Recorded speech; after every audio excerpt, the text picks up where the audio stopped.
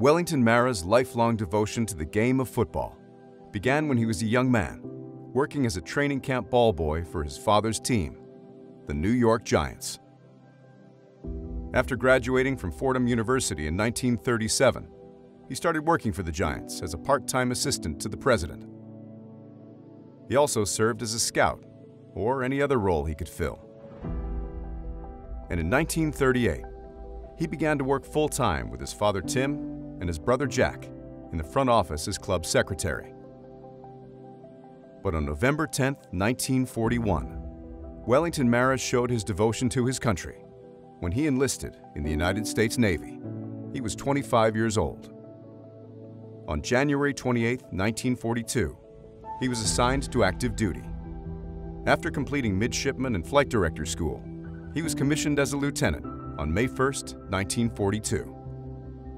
From October of 1944 until his honorable discharge in November of 1945, Lieutenant Mara served overseas in the South Pacific during World War II.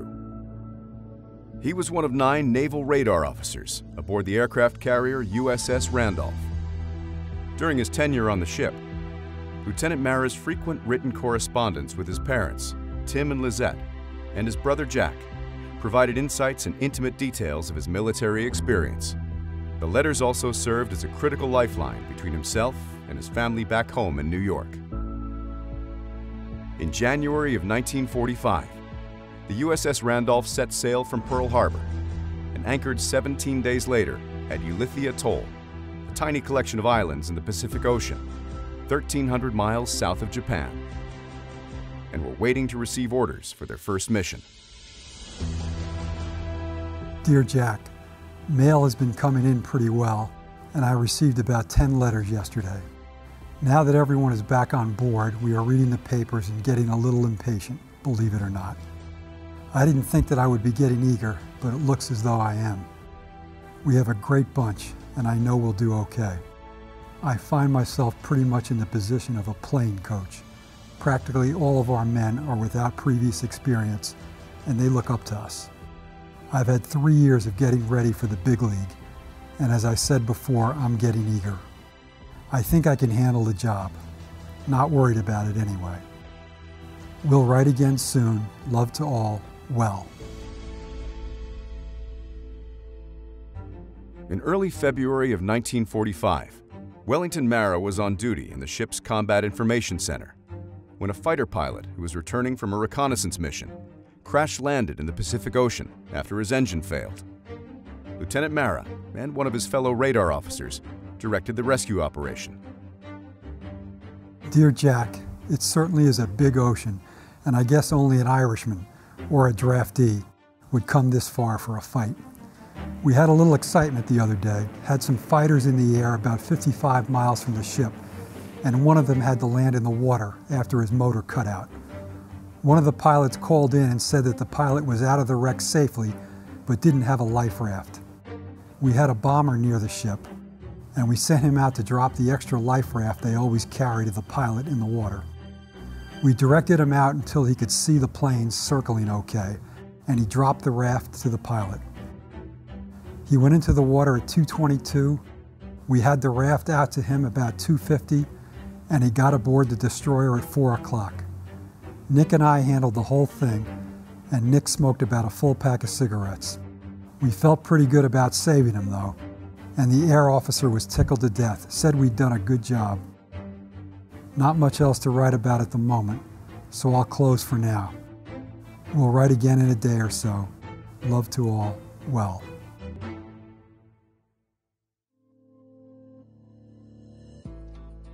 On February 16, 1945, the USS Randolph, in company with other ships of Task Force 58, launched the first carrier-based airstrikes against Tokyo in U.S. history. Over the next few days, bombers battered targets on the Japanese mainland, and the assault proved to be a major step towards an Allied victory in the South Pacific. News of the attacks made headlines back in the United States. And Jack Mara wrote to his brother, hoping to get more details about the mission. Dear Well, coincidence or not, we received your letters of February 2nd and 8th today. and then read in the papers about the big raid that is being carried on against Tokyo. As Jack Pearl used to say, "Was you there, Charlie?" We were all thrilled reading about the rescue of the pilot, and I expect that by the time May Thorpe gets through talking about it, you will have rescued the whole Pacific Fleet and will be getting the Congressional Medal of Honor. Everything else is quiet. Love, Jack. Wellington's response was swift and comforting. Dear Jack, I can tell you what you most certainly guessed anyway, that we arrived here just in time to join the gang that hit Tokyo. There was quite a lot of team spirit in evidence all the way through, I thought. The pilots who weren't flying were all in the wardroom, where they got all the information about what the target was, the weather, etc., etc. When the time would come for them to take off, "Pilots, man your planes." They would start to leave with all their flight clothes on, and the ones who were staying behind to go on later flights would all stand up and cheer and give them a big send-off, just like the substitutes giving the starting team a slap on the back as they left the locker room.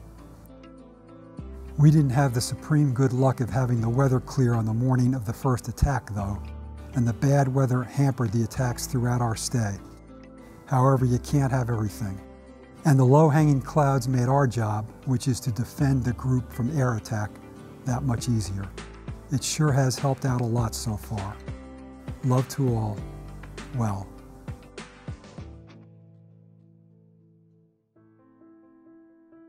Throughout his tour of duty overseas, Wellington received frequent updates from Jack about team business and also about other New York Giants who had been called into service.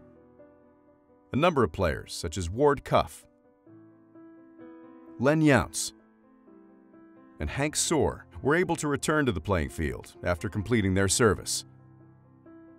Others were not so fortunate. Jack Lummis, who played both offensive and defensive end, was killed in action in the battle for Iwo Jima. He received the Congressional Medal of Honor for his heroism and is one of only 2 NFL players ever to be bestowed with that distinction.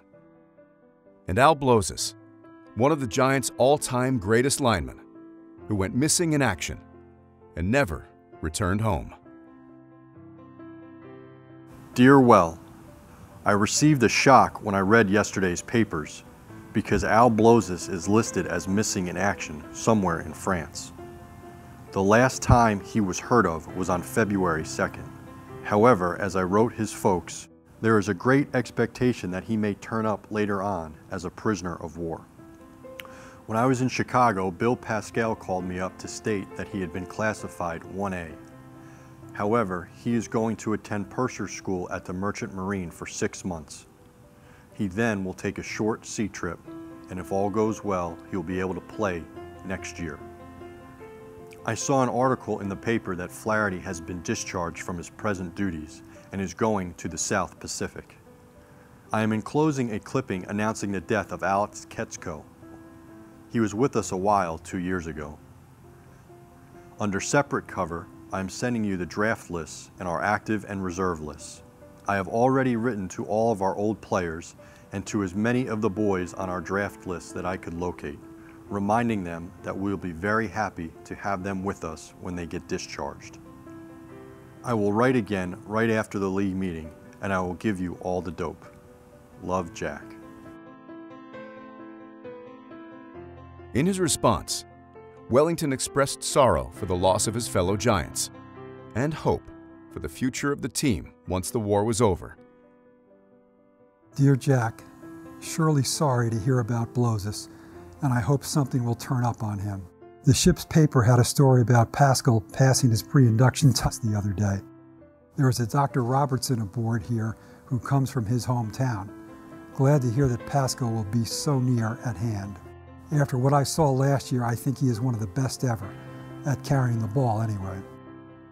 Have been working over the draft lists lately and trying to see how things look for the future. Hope you will be able to get someone busy on starting to locate those boys so we can get after them. I believe the great majority of the boys are going to want to play again. Sure hope I can get back and get on the job again. I really am getting the fever. Guess that's all for now. We'll write again in a couple of days. Love to all. Well.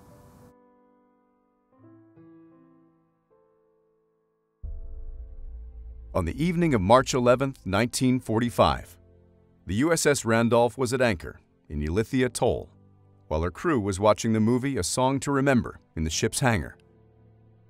At approximately 8:07 p.m., a twin-engine Japanese kamikaze plane carrying a 1,700-pound bomb crashed into the vessel, destroying 4,000 square feet of the flight deck. Fires, fed by ammunition, gasoline, and oxygen cylinders, set the entire stern ablaze. But the men heroically fought the fire and saved the ship. 27 sailors were killed, and 105 were injured. Damage this severe usually meant the repairs had to be made at a shipyard back in the United States. But the USS Randolph was not an ordinary ship. Repair crews sent from the USS Jason immediately went to work with help from the Randolph sailors. 19 days later, the ship was once again ready for battle. The repair at sea was so exceptional that the USS Randolph became known as Randu Can Do. Shortly after the attack, Lieutenant Mara sought to reassure his family that the officers and crew on board the ship were bloodied, but unbowed. Dear folks, looks as though we'll get a rest for a while, which we don't need, but we'll take nevertheless. I know you all too well to tell you not to worry, because I know you would anyway. There is no denying that there is an element of danger in what goes on out here. Ships get hit sometimes and people get hurt, but the percentage is pretty small. And I don't know but that a fellow is better off in the midst of this bunch than ducking traffic in New York in peacetime. Being on a carrier with this gang is something like playing quarterback for the Bears used to be. If anyone or anything ever does get through to take a shot at you, he is beaten, bruised, and bloody. This outfit doesn't set out to do anything that it can't handle, and it can handle pretty nearly anything. I'll close now and try to get this into the mail. If you shouldn't hear from me for 2 weeks or so, don't worry. Love to all, well. On April 5, 1945, the USS Randolph steamed out of Ulithi to rejoin the fight against the Japanese in Okinawa. Over the next 4.5 months, her bombers would battle enemy forces in Amami, Kyushu, Hokkaido, Tokyo, and the Philippines. On August 13th, her fighter planes shot down the last 2 Japanese aircraft they were to destroy in the war. The following day, August 14th, the crew aboard the Randolph were anxiously awaiting confirmation that Japan had surrendered, while Lieutenant Mara tried to celebrate his 29th birthday. Dear folks, as usual, for the past several days anyway, I have one ear stuck in the radio listening to the Armed Forces radio station. As you can well imagine, these have been very hectic days for us, and one never knows just what to expect next. In the meantime, we continue to eat well. The food situation was pretty good for the birthday, too, as I had steak, which is no doubt better than you were able to have at home. Tonight on The Watch, we have my birthday cake to eat. These last 3 days have been the longest of the whole war, I think. As one of the fellows said, if they don't surrender soon, we'll have to. I can't stand the strain. Anyway, this surely has been quite a birthday. The next day, August 15th, Lieutenant Mara received the best belated birthday present he could have ever hoped for, when President Harry Truman announced that Japan had finally agreed to terms of full and unconditional surrender. I have received this afternoon a message from the Japanese government. I deem this reply a full acceptance of the Potsdam Declaration, which specifies the unconditional surrender of Japan. On September 2nd, 1945, aboard the USS Missouri, General Douglas MacArthur and Japanese Emperor Hirohito signed the Japanese Instrument of Surrender, marking the official end of World War II. 3 days later, September 5, 1945, Captain J.R. Tate announced that the USS Randolph and its crew would finally be heading home. Dear folks, there really is much joy on board tonight. We got orders today to proceed to Pearl Harbor, spend a week or two having some changes made, and then go through the canal. We believe that we have been assigned to the Atlantic Fleet and fully expect that Navy Day will find us at anchor in the Hudson River. Knowing how things happen, though, there is always a good chance that orders will be changed. We'll surely let you know if anything happens. I've had a lot of experience with scuttlebutt, and it's just like getting tips at the racetrack. You have to know whom to listen to and whom to ignore. Anyway, that's the way it is, and until I hear differently, that's the way I think it's going to be. With love to all, it will be good to get home well.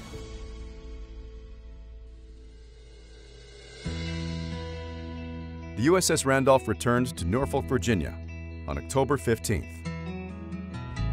On November 2nd, 1945, after 3 years, 9 months, and 26 days of service, Naval Radar Officer Lieutenant Wellington Mara received his honorable release to inactive duty.